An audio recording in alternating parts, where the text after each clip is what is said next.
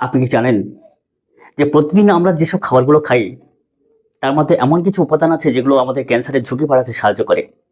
অতএব কোন কোন খাবারের মধ্যে যে কিছু ক্যান্সারের জার্ম থাকে বা ঝুঁকিপূর্ণ কিছু উপাদান থাকে সেগুলো কি এবং কেমন প্রকৃতির ক্যান্সার আমাদের সৃষ্টি করতে পারে, সঙ্গে এমন একটা হোমিওপ্যাথি ঔষধ যেগুলো আপনি বিভিন্ন প্রকার ক্যান্সারের ক্ষেত্রে অনেক ওষুধ সেবন করছেন কিন্তু হয়তো সঠিকভাবে কাজ পাচ্ছেন না।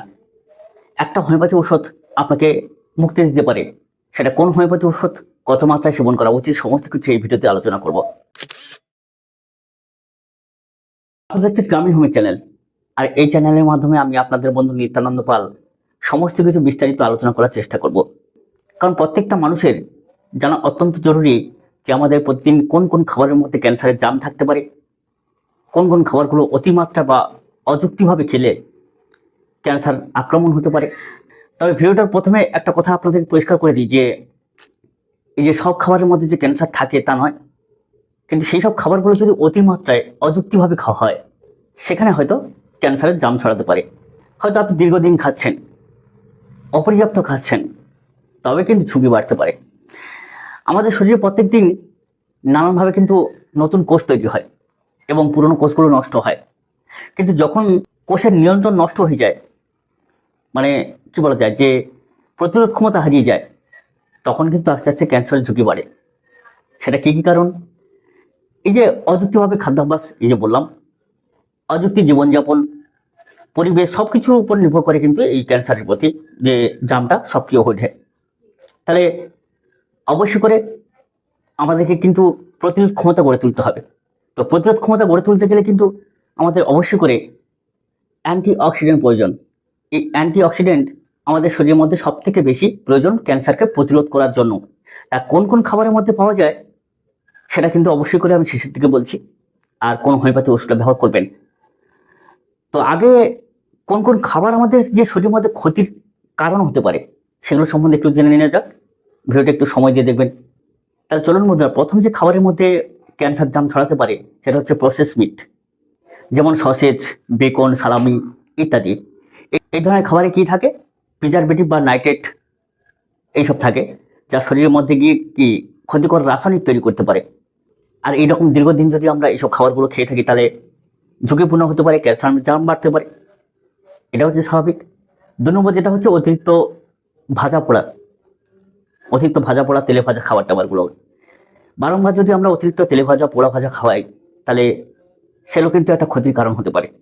একটা তেলের মধ্যে দীর্ঘদিন ধরে চপ ভাজা হচ্ছে, তেলে ভাজা হচ্ছে, সেই তেলগুলো দীর্ঘদিন শুধু পড়তেই আছে।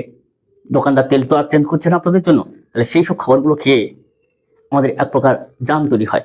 দীর্ঘদিন যদি আমরা এইসব খাবারগুলো খেতে থাকি তাহলে অবশ্যই করে হতে পারে ক্যান্সার জার্ম ছড়াতে পারে। 3 নম্বর যেটা হচ্ছে অতিরিক্ত চিনি বা মিষ্টি। এই অতিরিক্ত চিনি বা মিষ্টি শরীরে কি করে? ওজন বাড়ায় এবং অবেসিটি সেটা তৈরি করে। বিশেষ করে স্থূলতা অনেক কমে যাওয়ার জন্য সেখানে ক্যান্সারের ঝুঁকি বাড়তে পারে। বিশেষ করে ব্রেস্ট ক্যান্সার, তারপর আপনার কোলন ক্যান্সার, এগুলো বাড়ার সম্ভাবনা বেশি থাকে। 4 নম্বর হচ্ছে ফাস্ট ফুড বা junk food, burger, pizza, chips, প্যাকেটজাত স্ন্যাক্স। এই খাবারগুলো যদি অতিরিক্ত দিন আমরা খেয়ে থাকি, বারবার খেয়ে থাকি, পর্যাপ্ত পরিমাণে খেয়ে থাকি, তাহলে আমাদের ইমিউনিটি সিস্টেমটা দুর্বল হয়ে যায়। কারণ এটা একটা বাইরের একটা ভাইরাস তৈরি করে, একরকম বাইরের ভাইরাস আমরা দেহের মধ্যে ঢোকাচ্ছি এরকম। ফলে কি হয়? ইমিউনিটি সিস্টেমটা দুর্বল হয়ে গিয়ে সেখানে ক্যান্সারের ঝুঁকি হতে পারে। কারণ শরীরের মধ্যে দীর্ঘদিন ধরে যে বিভিন্ন রকম যে জীবাণু তৈরি হচ্ছে, ভাইরাস তৈরি হচ্ছে, তাকে প্রতিরোধ করার জন্য কিন্তু অবশ্যই করে দরকার ইমিউনিটি সিস্টেম। কিন্তু এই বাইরের খাবারগুলো এসে সেই সব ভাইরাসের সঙ্গে মিশে গিয়ে বিশাল একটা প্রাচীর তৈরি করে। ফলে আমাদের শরীরে কিন্তু সেই যে কি প্রতিরোধ ক্ষমতা আর নেই। বিশেষ করে ইমিউনিটি সিস্টেম যেটা আমাদের বৃদ্ধি করতে সাহায্য করে, একটা শক্ত করতে সাহায্য করে, সেটা হচ্ছে অ্যান্টিঅক্সিডেন্ট। সেই অ্যান্টিঅক্সিডেন্ট কিন্তু আমাদের শরীরের মধ্যে আমরা দিচ্ছি কি ভাইরাসগুলো, যার ফলে এরকম সমস্যা হচ্ছে। আচ্ছা, 5 নম্বর হচ্ছে বিভিন্নভাবে যে আমরা অ্যালকোহল দ্রব্য খাই, উত্তেজক অ্যালকোহল অতিরিক্ত পরিমাণে যদি আমরা দিন দিন খেয়ে থাকি, লিভার ক্ষতিগ্রস্ত হয়, ঝুঁকিপূর্ণ হয়ে যায়, সেখানে লিভারে আলসার হয়ে যায়। এটা একটা সবথেকে বড় কারণ বর্তমানে নেশাদ্রব্য যেগুলো বলা হয়।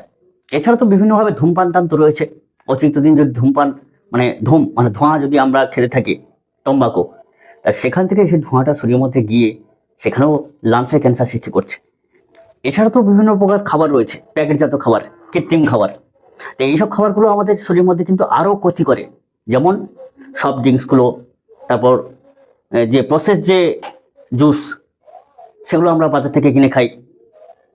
এই যে সস ফস এসব জিনিস, ইনস্ট্যান্ট যে নুডলসগুলো, সেগুলো যে আমরা বাজার থেকে কিনে খাই, এগুলো তো আমাদের ক্ষতি করেই অবশ্যই করে। আপনারা জানেন যে একটা টমেটো সস আমরা যখন বাড়িতে কোনোভাবে যে চাউমিন হ্যান ত্যান যে তৈরি করে খাই, যে অতিরিক্ত পরিমাণে যদি সেই টমেটো সস কোথায় কীভাবে প্রসেস করছে, হয়তো পচা দ্রব্য ঢুকে দিচ্ছে তার মধ্যে, কেউ কি আপনার দায়িত্ব নিয়ে বসে আছে? নিশ্চয়ই নয়। তাহলে কত ক্ষতি হচ্ছে চিন্তা করুন। আমরা মুখরোচক হিসেবে খাচ্ছি, কিন্তু সেগুলো যদি সামান্য খাই ঠিকই আছে, কিন্তু যদি অতিরিক্ত পরিমাণে খাই সেখানে কিন্তু বিশাল ক্ষতির আকার ধারণ করে বা ক্ষতির কারণ হয়ে দাঁড়ায়। এছাড়া অতিরিক্ত লবণ, অতিরিক্ত যদি আপনি লবণ বা নুন যাকে বলা হয়, সেগুলো যদি আপনি খেতে থাকেন তাহলে গ্যাস্ট্রিক ক্যান্সার হতে পারে। এছাড়া যারা প্রচুর পরিমাণে দোকানের কেনা আচার খায়, চাটনি খায়, সেগুলো কিন্তু ক্ষতির কারণ হতে পারে। আর কি, এই যে দূষিত ফাঙ্গাসযুক্ত যে খাবার, যেমন পচা ডাল, আপনি বাসি খাবার, ভেজা চীনাবাদাম, ফাঙ্গাস পড়া খাবারগুলো যেগুলো আমরা খাই, তো এগুলো খেয়ে কিন্তু ক্যান্সারের একটা জাম বাড়ানোর চেষ্টা হয়। তো এরকম যদি দীর্ঘদিন হবে, আমরা তো অযুক্তিভাবে খাচ্ছি বর্তমান দিনে, কেউ নিয়ম মেনে খায় না। অস্বাভাবিক খাবার রাস্তাঘাটে তো খেতেই থাকি, কারণ আগেকার দিনে কি বাড়িতে মানুষ বেশি থাকতো, এখনকার দিনে মানুষ কিন্তু দেশ বিদেশ এবং বিভিন্ন জায়গায় ভ্রমণ করে, ফলে কি হয়, বিভিন্ন জায়গায় বিভিন্ন খেতে হয়। তারপর বিশেষ করে একটা স্ট্যাটাসের যুগ। তো এইসব খাবার যে আমাদের কত ক্ষতির কারণ হচ্ছে, অনেকেই কিন্তু গুরুত্ব দেন না।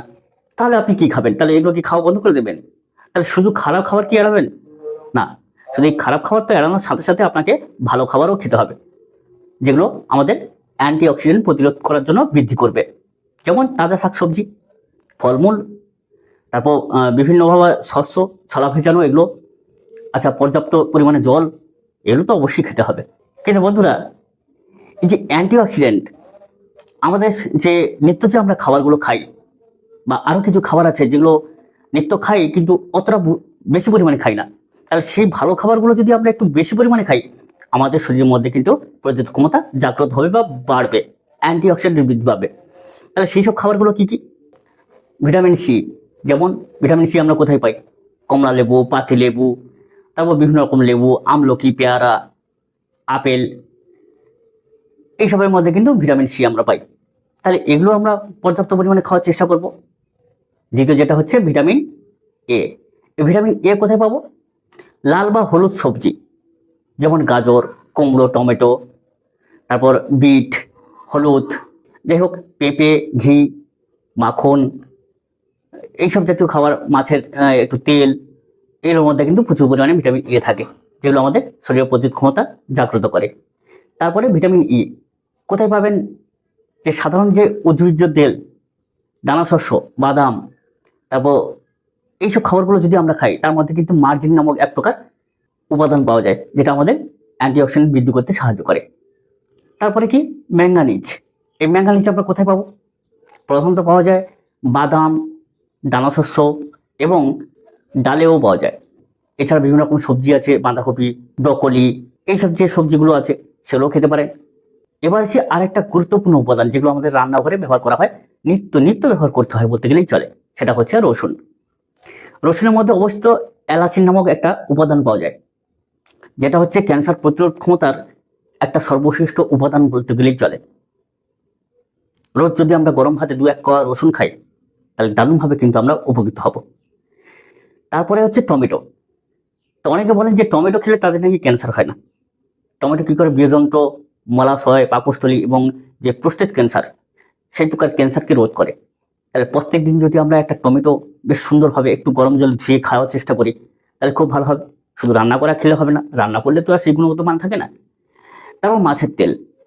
মাছের তেলে স্তন বা বৃহদন্ত্র বা আমাশয়ের যে বিভিন্ন রকম ক্যান্সার তৈরি হয়, অতিরিক্ত দিন আমাশয় হওয়ার পর যে মলে একটা যে অন্তে ক্যান্সার তৈরি হচ্ছে, তাকে রোধ করতে পারে। তাহলে সেই মাছের তেলও আমরা একটু খাওয়ার চেষ্টা করব। তাহলে বন্ধুরা, এই অ্যান্টিঅক্সিডেন্ট যুক্ত যেসব খাবারের কথা বললাম, তাহলে এই খাবারগুলো কিন্তু অবশ্যই করে আমাদের এমন একটা খেতে হবে যে পরিমিতভাবে, যেন ক্ষতির কারণ না হয়, শরীরে শুধুমাত্র অ্যান্টিঅক্সিডেন্ট বা প্রতিরোধ ক্ষমতা জাগ্রত করতে পারে, শরীরটা শক্ত সবল থাকে, সতেজ থাকে, খুব সহজে ঠান্ডা না লেগে যায়, খুব সহজে অসুস্থ না হই, সেদিকে খেয়াল রেখে খেতে হবে। তো এবারে আসি হোমিওপ্যাথি ওষুধের কথা। সেটা হচ্ছে কি, আমাদের ক্যান্সারের বিভিন্ন রকম ওষুধ আমরা লক্ষণ ভিত্তিতে ব্যবহার করি, কিন্তু যখন দেখছেন যে এই ক্যান্সারটা অন্যান্য ওষুধে কমছে না, কি বিভিন্ন অ্যালোপ্যাথি ডাক্তার আপনি দেখাচ্ছেন তারা না বলে দিয়েছে কেমন নিতে হচ্ছে, কেমোথেরাপি, আপনি যাই পারেন করুন, কিন্তু আমাদের হোমিওপ্যাথি আছে একটা নশট ঔষধ, যেটা হচ্ছে ক্যান্সার গ্রোথ করতে সাহায্য করে। যদি ওষুধটা খুব সুইটেবল হয়ে যায় শরীরের মধ্যে, তাহলে দীর্ঘদিন কিন্তু আপনি মুক্তি থাকতে পারেন ক্যান্সার থেকে। সেটা হচ্ছে কার্সিনোসিন। এই কার্সিনোসিন একটা নশট ঔষধ। আর নশট ঔষধ কেমনভাবে ব্যবহার করতে হয় আপনারা নিশ্চয়ই জানেন। নশট ওষুধকে ব্যবহার করতে গেলে অবশ্যই করে আপাতত 200 পটেন্সি যদি আপনি সেবন করেন, তাহলে 3 দিন অন্তর 1 মাসটা করে সেবন করবেন। এরকম 4-5টা ডোজ নিয়ে আবার কিছুদিন ছেড়ে দিন।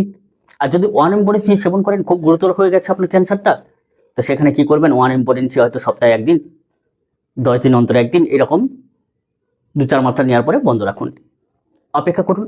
কারণ হোমিওপ্যাথি হচ্ছে দীর্ঘস্থায়ীভাবে কাজ করে, খুব সহজে নষ্ট হয় না। ধীরে সুস্থে যেরকম কাজ করে সেরকম দীর্ঘদিন ধরে শরীরের মধ্যে এই নতুন ওষুধগুলো থাকতে থাকে। তাই অবশ্যই করে অপেক্ষা করতে হবে। ভালো থাকুন। ওষুধটা যেরকম সেবন করতে বললাম আপনারা সেবন করবেন। আর ভিডিওটা যদি ভালো লাগে অবশ্যই করে বন্ধুদের মধ্যে শেয়ার করুন। আর অনেকে আমার ভিডিওগুলোকে লাইক করতে ভুলে যান। তো যতজন বন্ধু দেখেন তার অর্ধেক লোক যদি লাইক করতেন, তাহলে ভাবতাম না আমার ভিডিওগুলো হয়তো আপনাদের ভালো লাগছে। জানি না, যদি ভালো লেগে থাকে অবশ্যই লাইক করবেন আর বন্ধুদের শেয়ার করবেন। সকলে খুব সুস্থ থাকুন, ভালো থাকুন। দেখা হবে পরবর্তী ভিডিও পর্বে। নমস্কার।